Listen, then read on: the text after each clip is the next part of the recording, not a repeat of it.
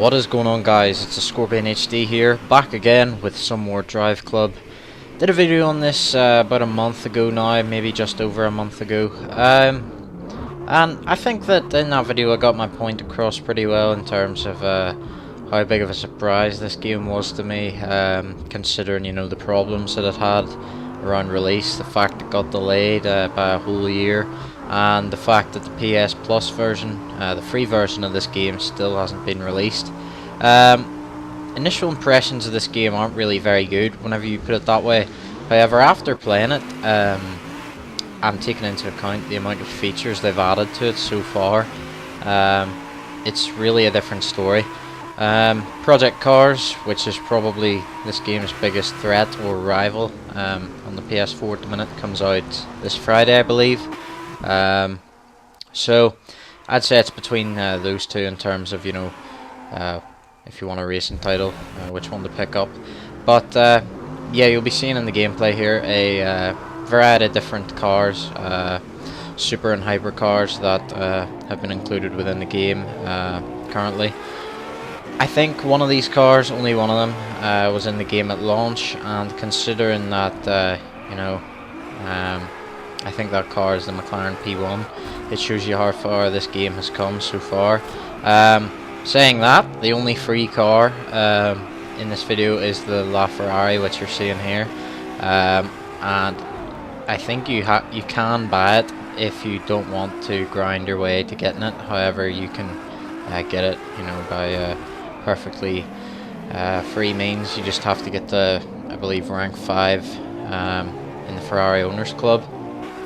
But anyway, yeah, since this game's come out, I think around 25 cars have now been introduced into the game, maybe just over that.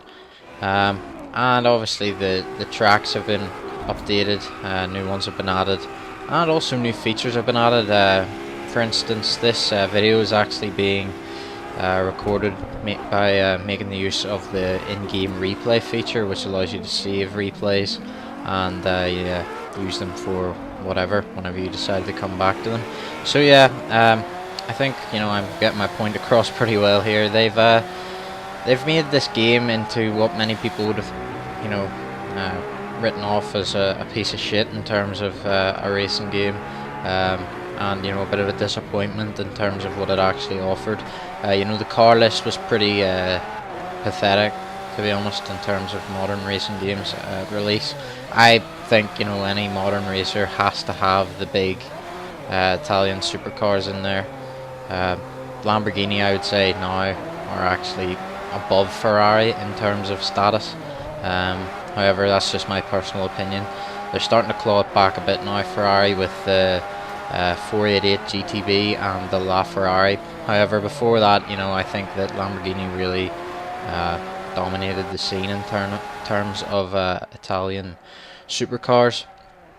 So yeah, I feel like they're you know, they're a manufacturer that have to be included in basically all the racing games.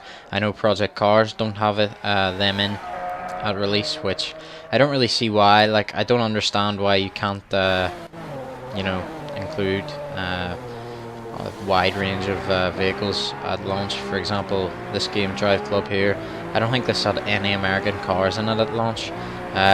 In the game now, I think there's a good few. The Dodge Charger and Chevrolet Camaro have just been added, and 2 variants of the Chevrolet Corvette have been in the game for a while now. However, they were DLC content. And while I'm talking about DLC content, may as well talk about the season pass and what great value for money it is. It's £20, I'm pretty sure. I own it, obviously, and that really equates to 38 cars, a load of tracks, all these new features, split over, I believe it's like an 8-month period. That period's now coming towards a close. I think it ends in June. However, you know, it really does represent great value for money for me. I've got a lot of good cars out of it on a lot of, well, not free, but you know what I mean. Whenever you pay for something straight up, and then you get something new months later, it kind of seems like it's free. So yeah, I can't stress that enough. I do feel that if you want to enjoy this game to the full, purchasing the season pass is something to think about, because it's a lot cheaper than just buying all the DLC straight up. and this game isn't even that expensive anymore. So if you were to choose this over Project Cars, I'd definitely recommend doing that. However, this is a bit more arcadey than Project Cars is going to be, so I'd keep that in mind. However, saying that, it's still a very solid racer, and from what I've seen so far, this actually looks to have better graphics than Project Cars, which was a bit of a disappointment to me.